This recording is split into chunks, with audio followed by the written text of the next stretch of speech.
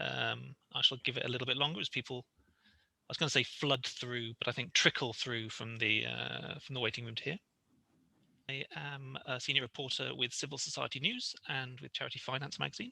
I'd like to thank NPC for inviting me to chair this discussion today about the Levelling Up Fund and the role of civil society, or indeed the whole Levelling Up agenda. I used to work for New Philanthropy Capital. I was very happy 3 years I spent there, so I'm really grateful to get the chance to come back and do this with them. Just a few bits of housekeeping. You can see on the slide in front of you a few ideas and suggestions. Do keep yourself on mute. We are recording this phone call, this Zoom call, so if you don't feel happy with that, you can keep your screen turned off. We won't be able to see you, but you can follow along nonetheless. And as I've said, do introduce yourself in the chat, and there'll be plenty of people to do that. There'll also be a chance, of course, for a Q&A later on after our presentations. So as the presentations go on, feel free to put your questions in that chat. And thanks to the magic of technology, some of those will wing their way through to me. And when I get the chance, I'll see if I can go through some and put them to our panelists. But just by way of introduction, for those who have a nice long memory, when the coalition government all those years back in 2010 came to power, there were sort of buzzwords that flew around those guys as well. They talked about fairness, and of course we'll remember they talked about the big society. And 7 years on, when the Tories, who'd got rid of their coalition partners by then, when David Cameron finally left, we just about worked out what the big society meant. But certainly in those 7 years, there was quite a commitment to civil society trying to work out what the big society agenda, what the fairness agenda looked like, and try and talk to government on those terms. That was followed by Theresa May, 2007. You'll remember the just about managing the jams, families which were able to cope in the UK, but maybe things weren't as comfortable as they wanted to be. And again, I remember I was working in the sector at that time, and there was an attempt to find out what exactly that meant for charities doing good in the country. How could you sell yourself to the government by talking about the just about managing? Brexit derailed everything, and then along came Boris Johnson, and it looks like after a bit of a gap about what his domestic agenda might be, we have settled on something. We've settled on levelling up, which is what we're here to discuss today. So what do we know about levelling up? Well, the panelists are going to say far more than I am, but just by way of introduction, we know it matters. About 8 billion quid has been put aside already that's going to be put into the levelling up agenda. Neil O'Brien has been appointed as a specialist advisor to Number 10 with an awful lot of resources, it seems, at his fingertips. And we know that Mr. O'Brien's already been meeting with some people from civil society to talk about the work that he's going to be doing, trying to deliver the levelling up agenda, which is extremely good news. And we know that it matters politically. Some of the reasons that the Conservatives won the Hartlepool by-election is that it looks like voters rather like the idea that they'll get a chunk of this money if they're in a better, stronger position because they've got a Conservative MP representing them. So there's political pressure coming as well. NPC has done an absolute ton of work on this already, including analysis of what exactly money is coming out, where that's going to be targeted, and also the state of civil society in some of the regions which maybe could most benefit from levelling up funding in the near future. So that's almost me done. What does it mean for civil society? That's the question we're going to be asking ourselves. And our speakers will be in the following order. First of all, Tom Collinge, who is the policy manager here at NPC, followed by Kim Shutler, who's the chief executive of the Cellar Trust, and then Lynn Perry, who's the corporate director of children's services at Barnardo's. So we'll go over to our speakers. There's a chance for Q&A later, so do feel free to put your questions in the chat, or later on in the Q&A, you can twaddle around with your reactions and put your hand up, and I might try and pick you out if I can. There's also a hashtag, which you'll see on the bottom of that slide, bottom left, hashtag charities levelling up, so you can participate in Twitter. But for now, Tom, over to you. So hello, everyone. Thank you, Russell. As Russell said, I'm the policy manager here at NPC. I've been looking at this agenda, government's publications on this agenda from a charitable and from the voluntary sector perspective. And this is the question we're here to ask today: can charities help the UK level up? For us at NPC and for me as well, the answer is definitively yes. I'm afraid it's not as simple as that. It's not as short a presentation as that. But yes, charities have a major role to play in levelling up. Charities are tackling the kind of social issues which many places which have been left behind, whatever that means, experience at high rates. And they also build the kind of social capital and community spirit which make a place kind of healthy and happy and thriving, which are all obviously key components of the levelling up agenda, however it's constituented. I'm not going to talk too much about that today. We've got people on the panel who are much closer to how that works and what charities actually do in places. I'm going to address this question from a slightly different angle, which is how we've been addressing it at MPC so far, which is how can charities help with the levelling up agenda? How can they get involved in the mechanics of that agenda and the structures of that agenda as they currently exist? Because to read in the newspapers, you might think that the levelling up agenda is very ill-defined, that it's quite woolly, that it doesn't have strong borders. And many of those things are, to a greater or lesser extent, true. But there are initiatives as part of the agenda which are currently underway. And as Russell alluded to, there's quite a lot of money associated with the agenda already. So our approach at MPC has been to analyse these initiatives to understand what the scope for voluntary sector involvement is. Now, I should say on the woolliness front that different people have different views about exactly what's covered under the levelling up agenda.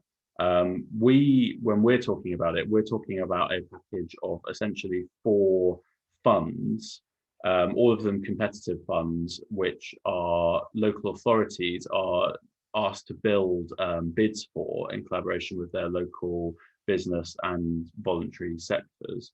And I'm just going to show a little slide of, so this is what we're talking about when we're talking about levelling up funds. So that's the levelling up fund itself, £4 billion. It's the towns fund, it's the community renewal fund, and it's the community ownership fund. We obviously haven't done any analysis on it because it's forthcoming, but the shared prosperity fund, which is intended to replace European structural funding, is due to come into force, I think, or into operation either towards the end of this year or the beginning of next. And we're waiting for some more information about how that's going to cash out. So I think the first question for the social sector to ask and try and understand about this funding is what can be funded under it. Are the causes that we're working on eligible for levelling up as it's currently been constructed? And it's difficult because you have a range of different funds there of different sizes. But this is our attempt to address this question of what kind of things are currently part of the agenda, what kind of things are currently eligible to be funded. And it's clear that across the different pots, there are certain items which appear again and again. And indeed, if you've been reading the newspapers, these are probably things that you will have heard again and again. And it's transport, it's high streets, and it's skills. Those are at the core of the agenda, and they're at the core of the funding as it's been announced so far. And you also see on the side I've put more money. That is only sort of technically true, but it is true in the case of transport. Transport projects are, according to the funding criteria of some of the funds, actually allowed to be slightly larger than other projects, double in size in the case of one fund, which may reflect the needs of transport type projects and the scale of investment which is required, but may also reflect the fact that they are at the heart of this agenda. So there are some charities working in those areas. There's not a huge amount of charities working in transport, we don't think. There's a lot working on skills and education, less so again on high streets, although exactly what constitutes high streets and the regeneration thereof is debatable, but it's unlikely that the people that were devising these funds were thinking of charities when they were thinking of high street regeneration. Lower down, but still very important in the heads of terms of the levelling up fund, certainly, is heritage and culture. So that's kind of building out local tourist attractions, local museums and things. There's quite a focus in the funding criteria on attracting tourism to places. And there'll be many charities whose work can fit under that banner of heritage and culture. And then further down, referenced kind of repeatedly throughout the prospectuses, but never prominently, I would say, or never as a focal point, except for in a few of the smaller I mean, I'm thinking here of the Community Assets Fund, actually, which puts it front and centre, but that's a very small fund in comparison to the others, is this notion of community or community assets. It's referred to repeatedly, but there's not a kind of strong emphasis on it, I would say, and there's not much language which makes it clear what is actually meant by that, which local authorities can look at and kind of mark themselves against. It's ambiguous, I would say, but it's also definitely in there. So those are the kinds of things which currently can be funded as we understand it. Obviously, that presents some challenges to the social sector, i.e. your work, the cause that you work on, may not fit into these criteria. But there are other challenges as well. So the first we identified from looking at the funding criteria is that there's a big bias towards capital spending. These are funds for buying and building things, transport infrastructure, community hubs, parks, new museums, physical things. And from what we know about charities, that's not usually the way in which charities operate. Charities are generally delivering services. So any kind of funding stream which is such a heavy capital focus is going to cause them some problems. It's going to be problematic to access it. It doesn't cause problems per se. There's also the issue of timelines. Many of these levelling up funds details of them were announced at the March budget, and the deadline for submissions for projects is June the 18th of this year. Now, that's a tight deadline in general. They're large projects. As I said, £20 million is the average kind of award size for a local authority area that the Levelling Up Fund is expecting to make. And there's the need for collaboration and coordination, which obviously is really important and makes projects more effective and more reflective of the needs of the local area, but it also has a tendency to slow things down. So we think in some areas where there's a good relationship between the local social sector, civil society, and the local authority, that will be less of a problem. If there's a need to create and forge new relationships in time to meet the deadline, that's likely to be quite a big problem and quite a big barrier to participation. And then finally on challenges, I mean, there are many, but quite an important one, I think, for any initiative or agenda which is about tackling regional, social or cultural or social capital inequality through, and the voluntary sector is a component, or civil society is a component, is the acknowledgement and trying to tackle the fact that civil society is not evenly spread throughout the country. There's regional inequality in the number of charities per head. We explored this in our paper, Where Are England's Charities, a while back. But this is a slightly different way of cutting the country up. So this is the government's levelling up priorities 1 through to 3, with 1 being the highest priority and 3 being the lowest priority. And we can see that there are actually less charities per head in the highest priority levelling up areas. This is to do with deprivation. Those are the most deprived areas. The most deprived areas have less charities for a range of complex reasons. But it does indicate that there'll be less partners in those localities, less civil society, less social sector for local authorities to partner with to deliver the agenda. But overall, the biggest challenge for the voluntary sector, I expect, is that their causes may or may not be actually covered under the agenda so far. So we would say it's a moment for the voluntary sector if it feels it has a contribution to make to the levelling up agenda, if it feels the causes it's working on are an important part of it, and I think it does, and I think it should. It's time to be vocal about that and try and get our work seen as being integral to being part of the agenda. There's things that we can do to make it easier. This is obviously a local and place-based agenda. The work has to have a local element to it. This is an economic agenda about shared prosperity, as well as primarily about shared prosperity, as well as about any social or civic component. So if one can express the value of one's work in those terms, that's likely to help. And in the funding criteria we saw, as I mentioned, around community and the vagueness, that vagueness can potentially work both ways. If there's a good relationship with the local authority and you work with them closely, it seems likely that things that are perhaps not in that core tier of transport, infrastructure, high streets may become eligible as well. So, as you may have heard from that beep, I think I've run out of time. But in conclusion, yes, charities can make a contribution. Currently, the way the funding is structured is not hugely amenable to charities. So it's time to be vocal and to work on this funding, because there's still time. There's the UK Shared Prosperity Fund, which is coming up, which is likely to be a lot of revenue spending. And there's also future funding rounds of the existing funds. So that's my piece. Thank you very much. Thank you very much indeed, Tom, who is braving people banging on the walls and alarms going off. That's really interesting. The Shared Prosperity Fund has been delayed as well. We know that it hasn't hit its deadlines, which were to announce its offer at the beginning of this year, which it hasn't done, which may actually be beneficial to charities, that government's been a bit slow, and that will give charities a bit more time to think about that revenue spending. But thank you, Tom. It's my chance now to introduce Kim Shutler. Kim is the Chief Executive of the Cellar Trust, where she's worked since 2014.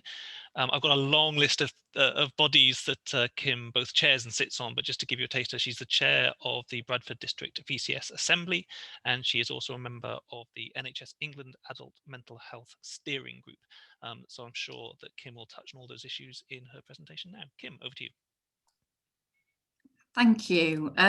So I'm going to talk a bit, I'm going to build on some of Tom's points, and I'm not going to repeat some of Tom's points, but I suppose I'm going to put a lens on it from, a very local area and draw on some of our learning from Bradford. And I guess what you'll get from me is a pretty warts and all frank view on what I think of some of these things and where I think the opportunities and challenges are from what we've experienced. So, when you think of Bradford, I guess when when you call Bradford to mind, I suppose people could probably might be thinking of pretty negative things. I absolutely love working in Bradford. I've worked in Bradford for the past 6.5 years. It is absolutely fantastic. But when we think about levelling up, I immediately think about the unbelievable health inequalities that we have in our district, and that the light has been shone on that more than ever during COVID. So if you travel along a bus route across Bradford from one side to the other, there's a 20-year difference in life expectancy. It doesn't get more stark than that. So that, for me, at levelling up, it all feels driven to be about addressing the health inequalities that are only going to get worse. So I am the chair of the VCS Assembly, which is our supposed voice and influence structure for the sector, part of the infrastructure in our district. I say supposed because, as we all know, it is impossible to be a representative for the whole sector. I guess I'm an advocate, a champion, the person who fights the corner, sat around the table, and that's a very imperfect model, but one that is better than having nobody at the table. And I think I think we are one of the rare areas of the country where actually we have been very lucky to not have our VCS, our charities decimated. We've not had our infrastructure crucially decimated. I think we've got quite a robust VCS infrastructure in the district. And we've worked really, really hard on our strategic relationships with the local authority in health, which means that we are pretty much always sat at the top table. During COVID, I was on the COVID Gold Command, which I think is different from lots of other areas of the country who very much used the sector and recognised its value, but not necessarily in terms of its influence and strategic decision making, more in terms of its mobilisation and what we're also very good at, which is working with and engaging with our communities at a very much grassroots level. In terms of what we've achieved in the past year through that influence, I think we've managed to manage some very, very big programmes. We've probably levered about an extra £1.5–2 million from the public sector into the sector, because I think we sit at the table in a way where we are trusted and listened to. Now, I suppose what I feel is different and potentially challenging about the Levelling Up Fund is thinking through, where does our influence sit in this space locally? I come from the world of health, so I'm very used to sort of sitting around health boards and trying to lever health money, whereas this feels like it sits somewhere else. It kind of is owned by the economy bods, the place bods in the local authority, and they sit completely differently from the people who think about health inequalities, public health, and all those broader determinants that we're all really passionate about. So actually, for us locally, we're thinking about how do we influence into that space. So we might actually have very, very good strategic relationships at the very tops of the organisations. But actually, when it comes to the crunch of the people who are doing the, doing the plans within the local authority, how do we lever that influence early doors? I guess I have to say that my experience most recently of like the Community Resilience Fund and the Towns Fund in Bradford hasn't been positive. it's been frank. I've never known anything like it, frankly. 1 minute we're like scrapping around for 50p's to on 6-month contracts, and the next minute they're talking about how do we bid for huge capital pots of money with absolutely no clear process whatsoever. So so we're thinking through actually how do we influence it in a way that is really sustainable in I guess in a meaningful way, because this will only level up and it will only achieve what we need it to achieve if it's bottom up, if it's not done just driven by the council sort of economy agenda and some of the cost pressures it's facing. And that will require, I suppose, investment in infrastructure. So if your local area hasn't got that, if it hasn't got the ability to mobilise its sector, to bring together different partners, that will be very challenging. It's challenging for us, and we have got that. Because actually we need to be bringing in our grassroots organisations who don't, they're used to dealing in 50p's and 100, that's not acceptable, but that's how they're, so actually it's very challenging to scale that up. I suppose one of the, Tom touched on it really about, this is capital again. Actually, what I'm hearing from my colleagues who run community anchors or buildings is those are the ones that are struggling the most. Can't get the rent, they can't, actually we've moved away from a lot of buildings-based stuff. So when we look at capital money again, we're all rolling our eyes thinking, well, we need revenue, not capital, not capital. So I suppose there for me, it's about where is the influence around using the capital to lever other money. And actually local authorities in general, and and other public sector funders are really traditionally sit in that commissioner provider space, and we've worked really, really hard locally to shift that agenda, saying actually we're not just here as providers, we bring an incredible amount to the table as individual organisations and sectors and communities. Our assets are huge, so don't stop treating us just like in a commissioner provider relationship. Actually, if you give this, we bring this. So we're moving away from the narrative, which I think is often perpetuated, and I think we do this to ourselves too, which is that we're there with our begging bowls or our grenades. Now, sometimes some grenades and fighting is required, but actually when we're coming to levering this money, maybe the grenades might not be helpful, and actually we really need to articulate what we bring to the table and actually saying, yes, well, we can bring in this sort of capital money, but where's the opportunities for the revenue? How are we using this to shift our strategy if we've all signed up to it as a district of left shifting money into the communities, really emboldening our communities? I don't know how long I've been talking for, Russell. I've been rabbiting on for ages. Have I done my 10 minutes yet, or should I carry on? You're fine. No, you've got 2 or 3 minutes. Feel free to use them. So I guess my sort of parting words are, there's a lot of people on the call who are from national organisations, and we're really, it's fantastic to have those national infrastructure organisations and influencing bodies doing that national influence.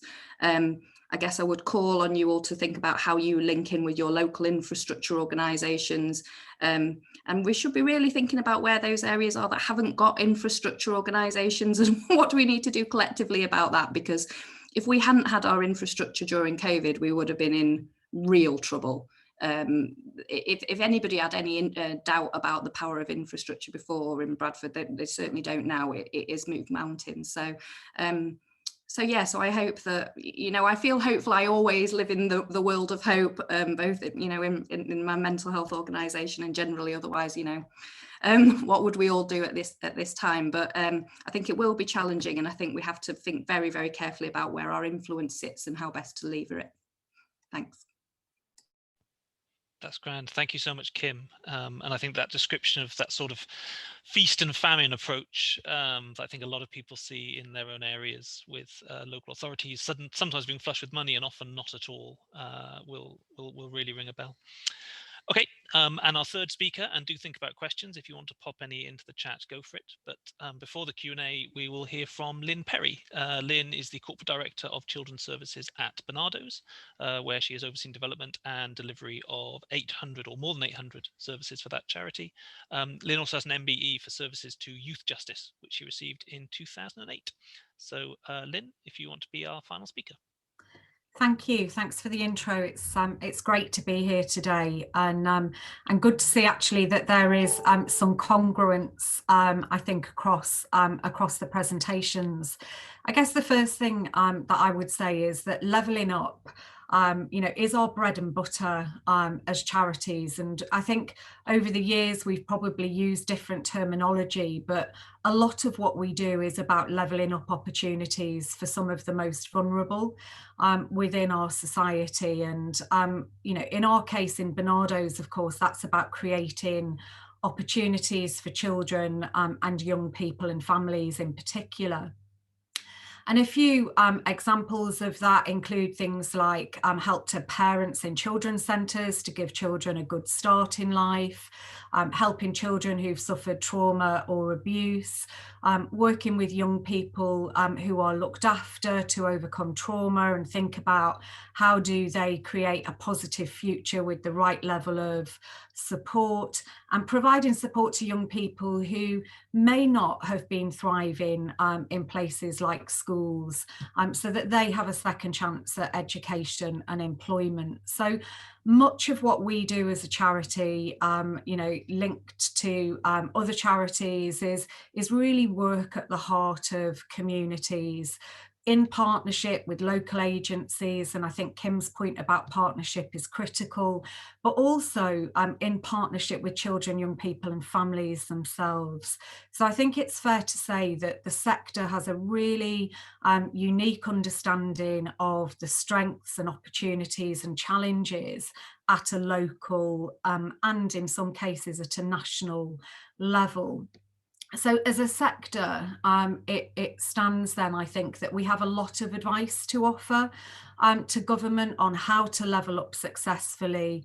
And throughout the pandemic, I think there's been a lot of evidence of ways in which charities have really been the glue that has helped hold things together for families and communities during this crisis. But that's why all of those things are reasons why I think it's crucially important that the charity sector is at the table.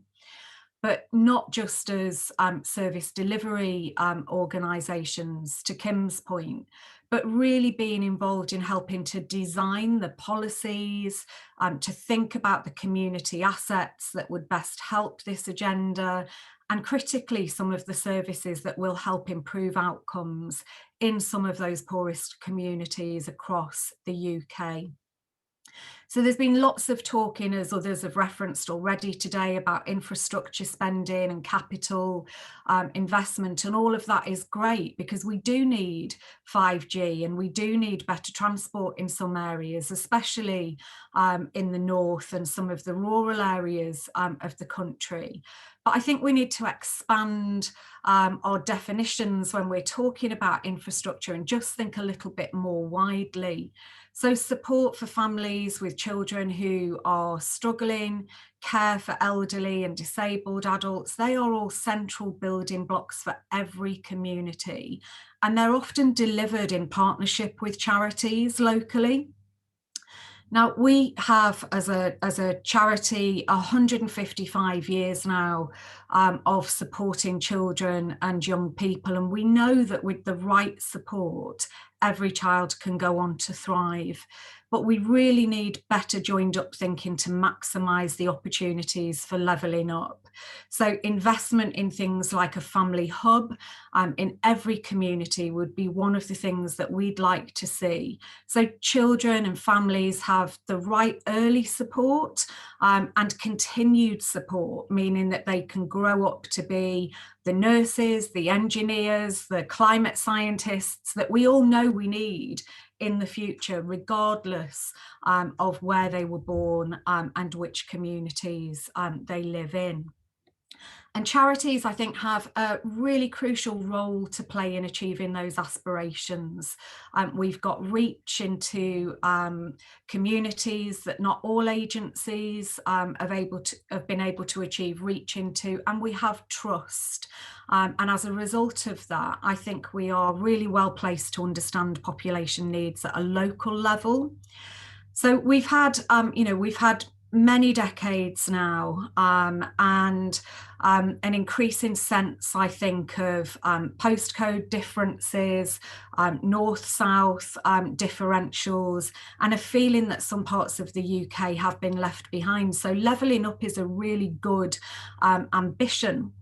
But there are lots of factors, multiple factors that will impact on our ability to do that. And I would say that they're not all related to economic prosperity or investment in infrastructure and transport.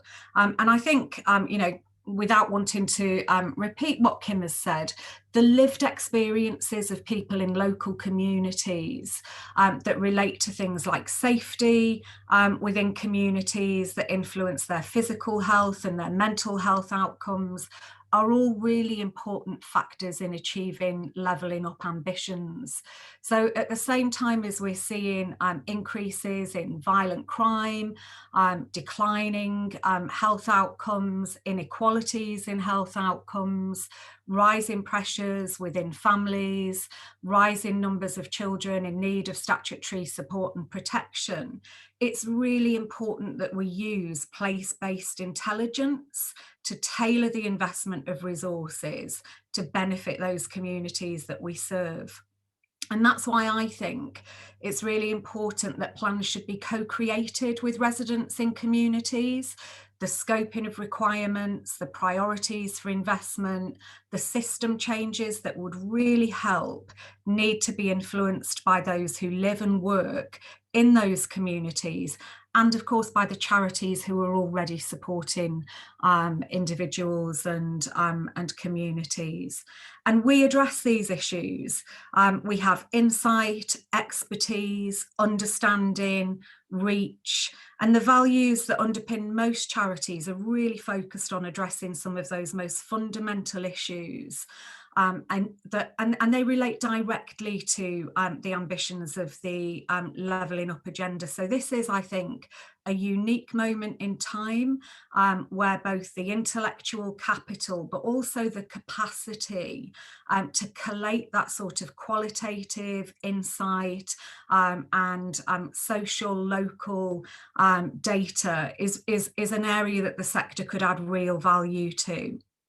And finally, I think individual charities with specific single issue interests and coalitions of charities, both locally and nationally, can use their platforms for influence. And the infrastructure that Kim talked about, and using those infrastructure organisations in order to advocate and influence and champion and challenge will be really important, I think, in us representing the best interests of those we serve, and also bringing some innovation to thinking. So I'll just finish by saying I think this is a unique opportunity to work with charities, to invest in them, and to recognise the very real value that they can bring to this levelling up agenda. And thank you very much indeed, Lynn. That's really, really interesting. That's brilliant. Thank you to all three of you. We've got plenty of time, 25 minutes, to chat through and think in a bit more detail about some of the things that have been raised. Thank you for the questions that have come through already. I'm going to pick one or two of those up. But first of all, I'm going to take my prerogative to ask a question myself. So firstly, very quickly, lots of talk about high streets and regenerating high streets, improving the very visible bits of communities where people live, especially in urban areas. Is there a danger in that discussion that the charity sector looks like the last person still playing tennis with a wooden racket? I mean, the high street is gone in the way that we thought it was, not because of economic collapse, but because of everyone moving online, the loss of footfall, the way in which people now move out of town shopping. Are we kind of whistling in the wind if we think we can transform city centres, or do charities want to take up that role and say, no, we can reverse this? I don't know, maybe Tom, you could answer that first. It's an interesting question. I mean, I think you have to ask, where the focus on high streets comes from, and it doesn't come from the voluntary sector. It comes from central government, in the, well, at least in the work that I've looked at in how they've set out the funding criteria for these funds. So that they may be sort of Canute-like, trying to stop the sea of e-commerce coming in, but that is very much their agenda. I think charities potentially have a role to play in a more sophisticated understanding of high street regeneration than just, you know, new shops and maybe a nice cafe. I think that they have a role to play in this space where there may be less retail, because the retailers all moved online, where they can provide community spaces, services, just kind of nicer, happier streets.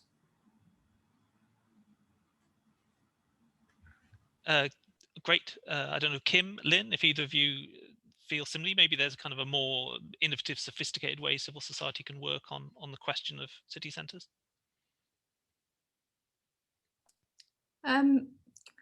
So I suppose I've been thinking about this actually. I mean, I'm very, very lucky as an organisation that we've got our own buildings. So I've never had to think about buildings before. But now that we've put in a bid for this towns fund, I'm suddenly thinking about, like, you know, like Tom's just said, I'm absolutely like the potential for a £3 million capital investment. I'm like, wow, what are the possibilities around this? Never known such money. So we're actually now having to think very, very creatively about that. And high streets have come up as an option. And I have to admit, this isn't my expertise. So I've been drawing on conversations with other colleagues like Power to Change, etc., because I know that there is some really interesting good work going on. I suppose what I would say is where do people go for support and help? And I had some really interesting conversations with an architect who was saying that they build everything around where people not having to go to health settings for their support and health, and that's where I think it's exciting with high streets. How do you put those services in places that feel non-stigmatized, they feel embedded in the communities as opposed to separate? So I guess it's not my expertise, but those are the things that I'm thinking about now in terms of if we do get this 3 million. Fab, thank you. And Lynn, very quickly, did you have anything to add? No, I mean, I think I would agree. I think it is about, where do people go to seek support? Where is the most accessible place for them? We have retail shops on the high street within Barnardo's, and often they will act as a conduit, if you like, to signpost to local community resources, services, and so I think there are opportunities there to think innovatively and differently. Okay, thank you very much indeed. I'm going to pick up a question from Yvonne at the Abule Initiative. Yvonne put her question in the chat. It has become increasingly clear, she says, that infrastructure support for Black and minoritized communities is extremely weak across the country. How will these groups be supported to participate in this big agenda? And I think this has become such a pressing issue over the last 12 months, 18 months for the charity sector.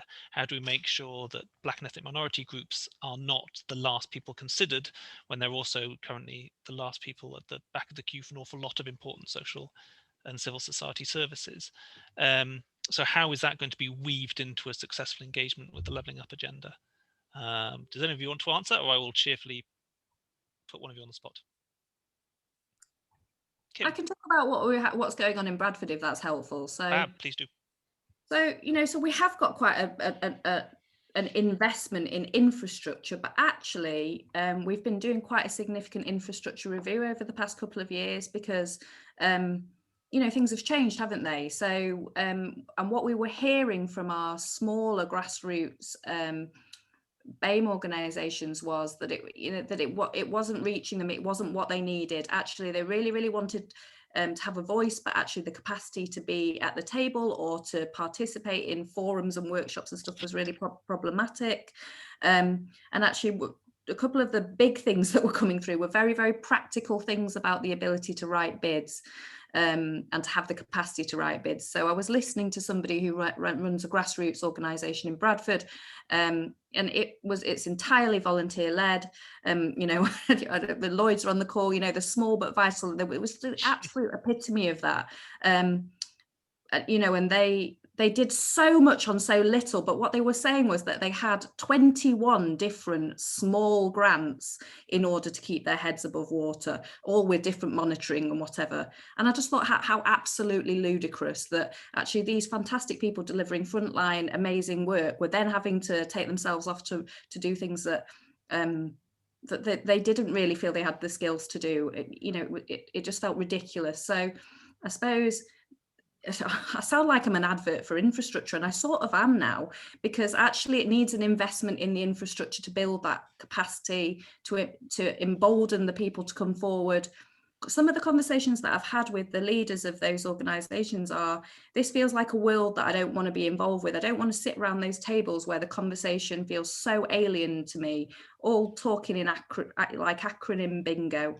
So there's a culture change to happen, but in the immediate sense, actually, we have to invest somehow in the infrastructure to provide that very, very practical support to those grassroots organisations until we can do a more sustainable piece of work, which is around capacity building.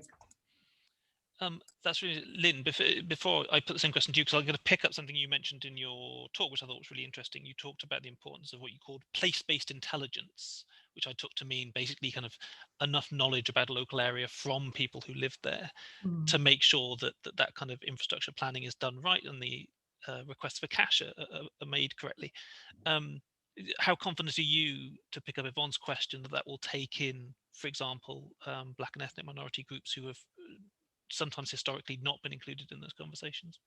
Yeah, I think Yvonne raises a really important point, and I think it's incumbent on all of us actually. And I speak obviously as somebody who works in a national charity, to think about the importance of partnership in this levelling up agenda. And we have just been running a programme called See Hear Respond, which was working with children, young people and families impacted by the pandemic. And we did that very much through a partnership approach. And we worked with over 80 partners in the delivery of the See Hear Respond services. And I recognise the picture that Yvonne describes actually, and some of the things that that Kim shared by way of illustration in terms of what would be most helpful.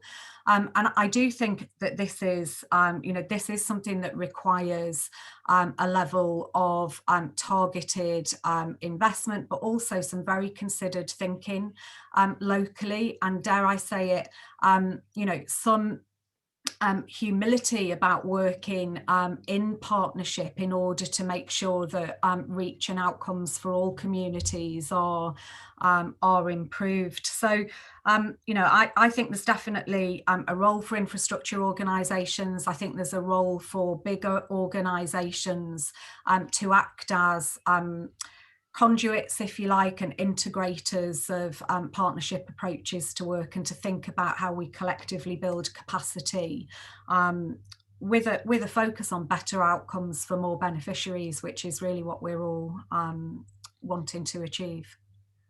Of course, thank you. Tom, did you want to answer quickly? Yeah, if I could, I think it's a really good question, and we have obviously set up this event. We think charities should be involved in the agenda to a greater or lesser extent, but we not uncritically. And there are areas where the agenda can be improved, and this is one of the areas that I think we worry about most. And I kind of worry about it from a much higher up perspective than what we've heard from the other panelists, kind of in terms of geographies and in terms of eligibility. So if you look at the Levelling Up Fund, there are no kind of central London boroughs in the priority one for Levelling Up Fund. So there's going to be inevitable knock on the kind of demographics of the people in those areas who are eligible for that infrastructure funding. And then also what I mentioned about community on my slides and the vagueness around that language. Obviously that could go well if the bid is constructed well. It could also go badly. And I do worry that without more specificity about what is meant by community, who are the communities, and what is meant by engagement therewith in bid production, that some places will kind of fall down on properly engaging a range of ethnic minority communities. A version of that, I hope I'm not misrepresenting Paul Streets from the Lloyds Foundation, who put a question in as well, but I think this leads on nicely. So Paul's question was, how does the VCS become part of these discussions at a national level? I'm going to take the privilege of slightly bending Paul's question to say, I think what he means is, what chance is there for a regional VCS to try and shape that debate and those discussions, not just chase the money that is going to be put up on whatever terms the government has decided? While I've still got you, Tom, I mean, do you think that ship has already sailed? Do you think the government, the Treasury especially, have already made up their minds on this stuff? Or do you think there is still room for influence, even from the regions to the centre? I think there's room to influence. In the first instance, I think it's very important to understand where we're at and what is eligible and what can be funded, all of that stuff, and we're trying to make a contribution to that. And then I think there is probably room to shift things. We've got the first round of funding, as I mentioned, with the deadline coming up in June. It's probably too late to shift anything for that, but there will be future funding rounds. There is the UK Shared Prosperity Fund. There may be, fingers crossed, future levelling up funding pots which could be designed differently coming down the line. So no, I'm optimistic that it's worthwhile trying to influence government on this agenda. And now that there is a levelling up advisor in Neil O'Brien and a white paper, there's a kind of route to doing it as well, whereas before there wasn't necessarily an obvious path. That's good. Lynn, if Neil O'Brien rang you up tomorrow and said he wanted to chat to you about what Barnardo's would like to see this all look like. You've mentioned a few things about sort of the importance of collaboration and local learning. What third thing might you want Neil O'Brien to do for you?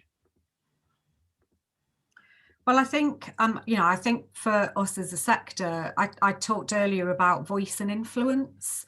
And I do think local engagement is really important because we're talking very much here, I think, about the charity sector. A lot of us are involved in delivery, but there is, of course, also the economic side to that, and things like pathways to employment and the development of employment opportunities locally, and understanding what the barriers to those things might be and who else needs to come around the table in the wider system in order to create the opportunities that will ultimately achieve this levelling up agenda. And so I think it's really important, actually, that the voice and influence is there, but also the opportunities to coordinate across a wider system linked to this agenda, the right people with the right insights. And so, whilst we're talking about charities today, clearly we are one part of that much wider system, and I think we can build capacity right across that better if we are supported to come together, and that coming together is also resourced effectively. Kim, where do you see organisations like yours looking at civil society in Bradford fitting into all this? Do you feel that you can help shape the government agenda as a whole, or is it more about taking the money you can and then doing as much as you can with it once you've got it? So I'm one of those people, and this is why I'm here today, who is always is really, really passionate about the sector, and really passionate, and I'm very passionate about small local charities as well, particularly. It's very hard for us to operate at the national level. Basically, it's very hard for us to operate at the local level. Like, realistically, I chair the assembly. It takes up half my week, and it's a voluntary job. It's not a sustainable model. Actually, we've been thinking locally about it needs to be a person, very senior person's paid job to sit and do that negotiation on behalf of the sector. We can't mess around with it. So, sometimes I do get invited to attend round tables or be part of associations nationally. I haven't got time. I'm too busy trying to, because I know that my influence, my time and energy is much better placed locally in terms of the influence. So, I agree with Paul, and sometimes I really struggle because I think I really want to be at those tables nationally because I think we've got a very compelling story to tell, but unless there's some capacity and resource built in to make that happen, it's not a great use of my time, actually. I suppose what was, Paul's put in there, and I think he's spot on really, is I've tried all these different angles in terms of influencing, but what it comes down to always is what are we bringing to the table? And I think we're not always good at articulating that. So that when it comes to the hard cash, I guess the Cellar Trust, when I first took it over, it was on its knees. We were ready to close. The reason why we're probably quite successful now in bringing money is because we've learned the language of the people who have the money.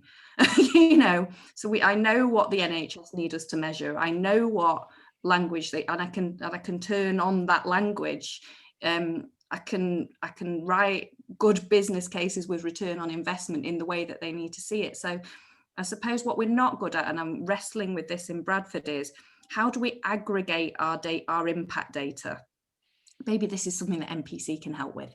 But actually, we have such rich data and information that comes out of our ears, but we have no way to aggregate it up together and then to show what that equates to in monetary terms. If we could do that I think that would be amazingly influential for us. But I haven't cracked that one, and maybe there's someone on the call who can do that, but that would be a game changer, I think. No MPC event is complete without someone talking about aggregate impact. It took us 53 minutes, but we got there. It's all right. Okay, I'm going to ask a question, and there's going to be one more question I'll try and fit in before the end. My question is this.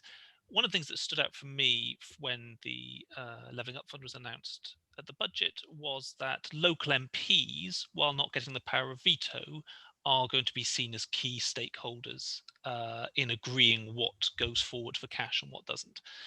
In fact, charities are not mentioned in the Levelling Up Fund document, and MPs are several times. Is that a lesson in democracy and a good thing? Or is it the sort of thing that are being given to backbench Tory MPs that will act as a bureaucratic block on good civil society work? And I'm going to pick on you again first, Tom. So hell of a question, Russell. Thank you for that one.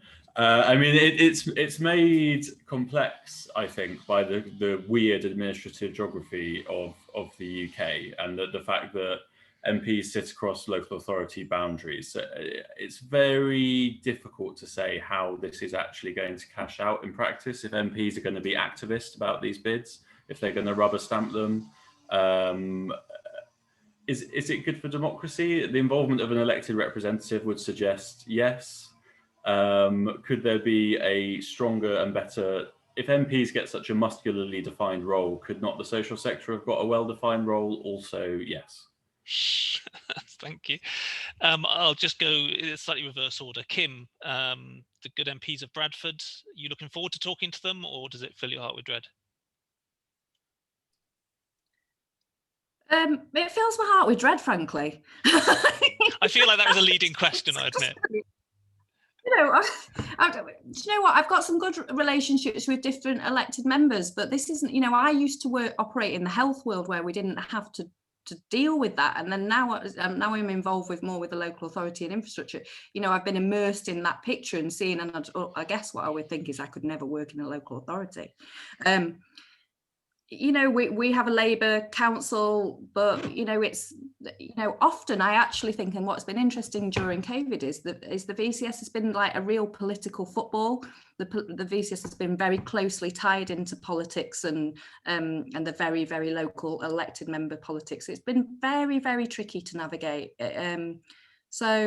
And then we also have some challenges locally where, a couple of our sort of Tory MPs who operate in Shipley and Keighley, they don't even want to be part of Bradford. They want to split off from Bradford. So, so I don't know the answer to that, Russell.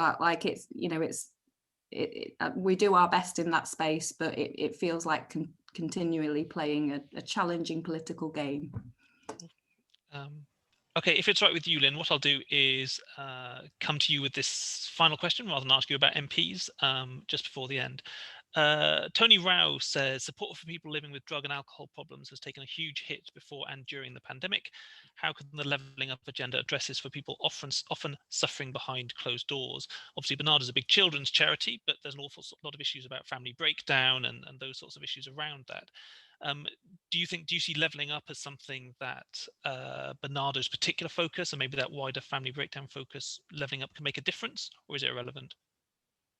Yeah, well, I do think there's an opportunity here to make a difference, and I think across a range of sort of personal and social issues, there is an opportunity here for us to continue to influence, really, in the best interests of those that we serve within the sector. I think what's really important, is that we look at those opportunities and really question whether or not in real terms they are going to make a difference to those who who need this levelling up agenda most.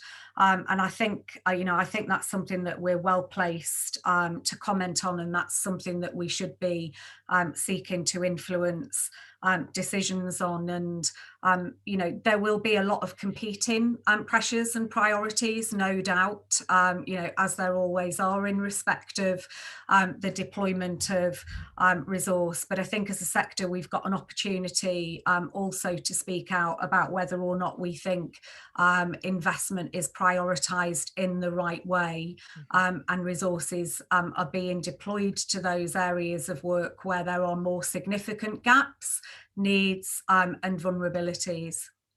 Thank you. Kim, in 1 minute,